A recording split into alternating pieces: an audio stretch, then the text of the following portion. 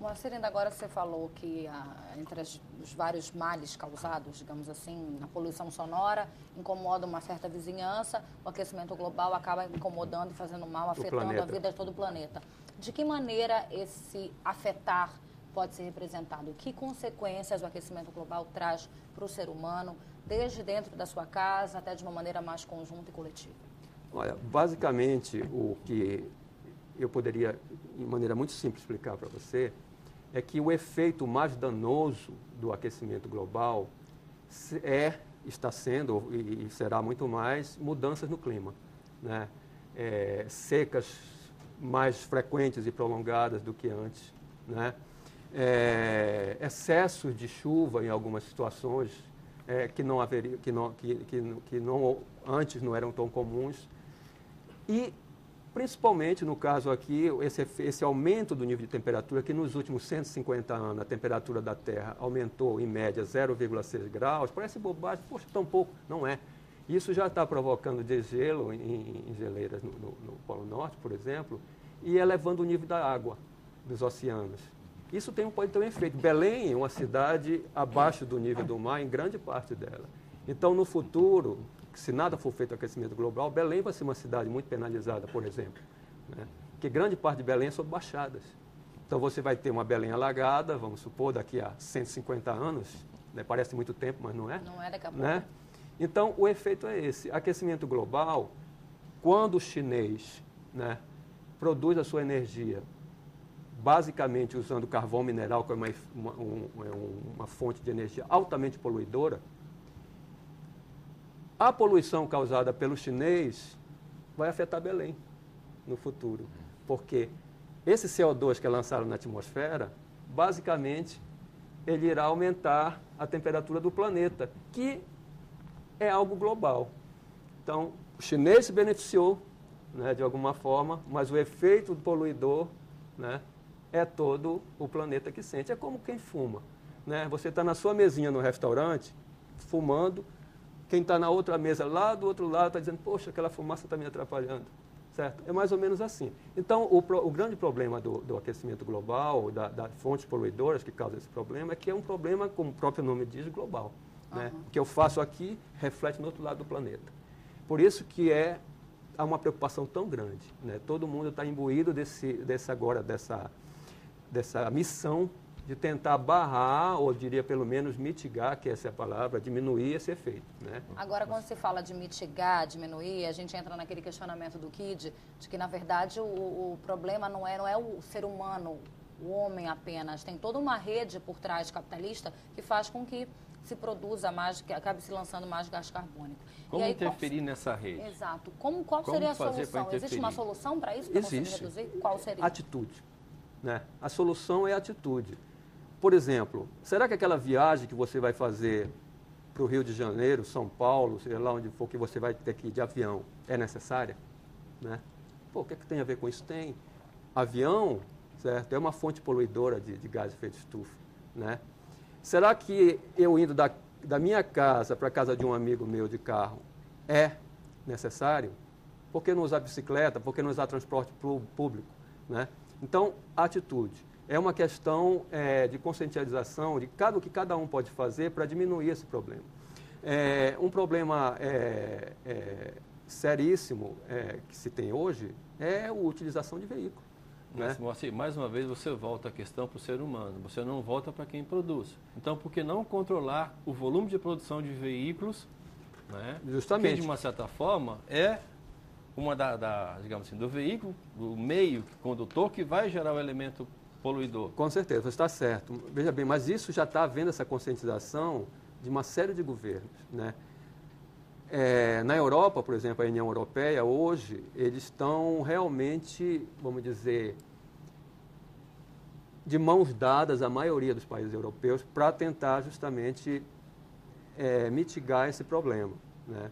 Estabelecendo metas, né? Então, por exemplo, você tem uma ideia, o Reino Unido estabeleceu que eles vão cortar as emissões de gases poluidores até 2017. Num horizonte mais longo, até 2050, isso aí saiu hoje na BBC, em torno de 50% daquilo que eles emitiu em 1990. Né? E o que é que os governos estão fazendo, no caso?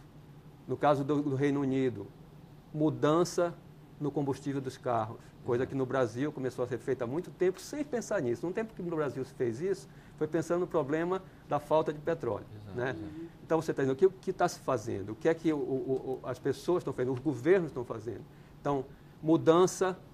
Hoje, por exemplo, na Inglaterra, já existe uma lei que está exigindo que haja essa mudança nos combustíveis dos veículos. A Austrália, não sei se você sabe, proibiu, né, nos próximos, daqui a 2 ou 3 anos, a fabricação de luz incandescente, de lâmpada incandescente. Proibiu. Né?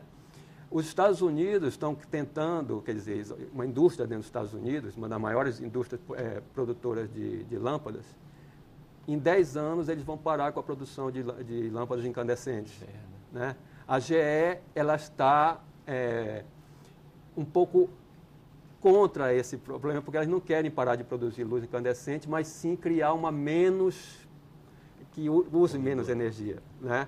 Então, a indústria, os governos e as pessoas, né, de certa forma, hoje estão sendo cobradas, não talvez nem porque querem, mas porque a sociedade está cobrando. Exato. Então, mudança de mentalidade em tipo de geração de energia é um ponto importante. É um problema global que precisa de atitude global, né? Precisa de atitude global, sem dúvida. Do ser humano até os governos. Com certeza. O Brasil hoje é um exemplo no caso do combustível, do biocombustível. Né? Tanto do biodiesel, que, né, com essa nova ênfase que houve nos últimos anos, mas principalmente o álcool, o etanol. Né? O etanol é uma fonte de combustível que é renovável. Né, ao contrário do petróleo, e não gera os gases poluidores, pelo menos o CO2, que é o problema maior que tem. E hoje o Brasil é o exemplo para os outros países de vir buscar essa tecnologia fora. Então, as indústrias estão tentando se adequar, às vezes até por uma exigência de mercado. Você vai num supermercado, vou comprar o mesmo produto, para que comprar aquele que tem uma embalagem imensa, mas dentro está o mesmo produto? Se você pode comprar um que vem numa embalagem que você pode depois comprar apenas o refil e colocar aquele produto. Está entendendo? Certo. Então, é uma atitude, a indústria está seguindo já esse rumo também. Às vezes por uma própria exigência do consumidor. Você acha que o Brasil, ampliando um pouco o debate, que eu gostaria de botar uma pergunta, que era a questão da fotossíntese, né? Que é isso, que é o que pega. Até vamos fazer o contrário. Me explica um pouco o papel da fotossíntese, né, para o nosso telespectador, para depois entrar nessa questão da... de uma maneira muito simples, a fotossíntese, né, é um fenômeno que ocorre, é um processo, vamos dizer assim, que ocorre na natureza, nas plantas, em que elas, de graça, têm a capacidade de retirar da atmosfera o CO2, o vilão do aquecimento global. Né, utilizando uma fonte de energia também gratuita, que é a luz do sol. Né. Então, o que é que a planta faz? O CO2 está no ar, né?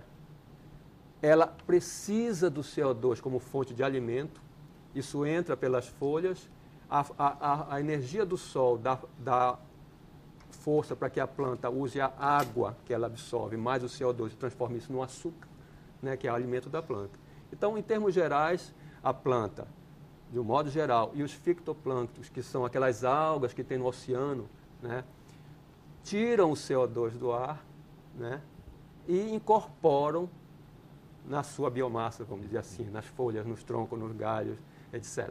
Né? Então, esse CO2 que saiu do ar no processo da fotossíntese, aí vem aquele termo que já é do conhecimento das pessoas também, é sequestrado, né? Se usa muito isso, e fica lá retido. Né? Essa mesa aqui é de madeira. Né? Essa madeira que está aqui provavelmente tem 20, 30, 40 anos, não sei, alguma coisa desse tipo. Tem CO2 aqui. Esse CO2 foi um dia, 30, 10, 20 anos, tirado do ar e está aqui guardadinho hoje. Né? Então, está sequestrado, está aqui. Se eu queimar essa madeira, esse CO2 volta. Então, é mais ou menos isso. Então, o papel das plantas é importantíssimo. E a gente não pode esquecer o seguinte, esse fenômeno da fotossíntese, né, ele gera um subproduto. Esse subproduto é a razão de nós estarmos aqui hoje, é o oxigênio.